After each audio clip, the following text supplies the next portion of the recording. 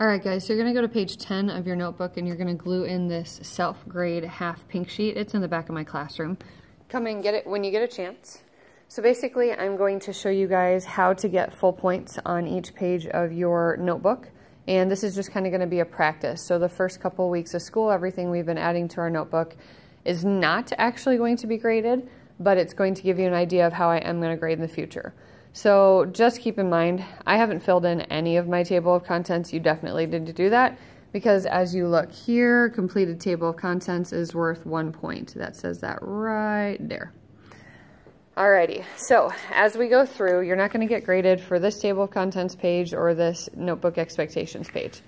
As we look at page 1, there were two things that you needed to do. I'm sorry, page 2. There were two things you needed to do on this day. The first day, we wrote down anything that remembered from last year's safety rules. And then the next day, we came back and we actually physically looked in the classroom and noted what safety items and locations in the classroom were, such as like the goggle cabinet in the back of the room or the fire blanket in the front of the room.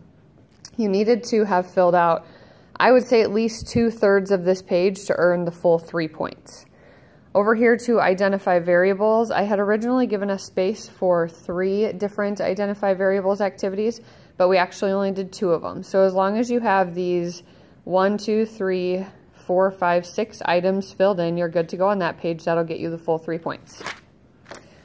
Over here, we have a Bill Nye Do-It-Yourself Science. We would have had a pink sheet like this to do, but we didn't get time. So in the last 15 minutes of class, I asked you guys to write down 10 different things that you learned new or you thought were interesting or fun or already knew but added a little bit of information to. So in order to get 3 full points on this page, you needed 10 different bullets.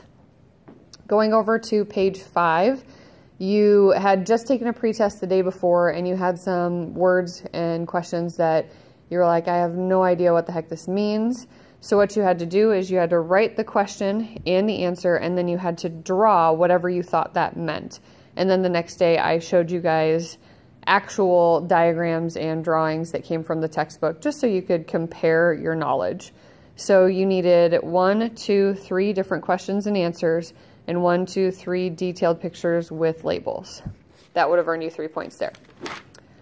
On page 6, we did wet mount slides. We actually went and got our 3 different water locations, and we drew whatever we saw under low power and under high power and added some labels to it. So if you have 2, 4, 6 circles with labels and items drawn inside there, you got the full 3 points on that page.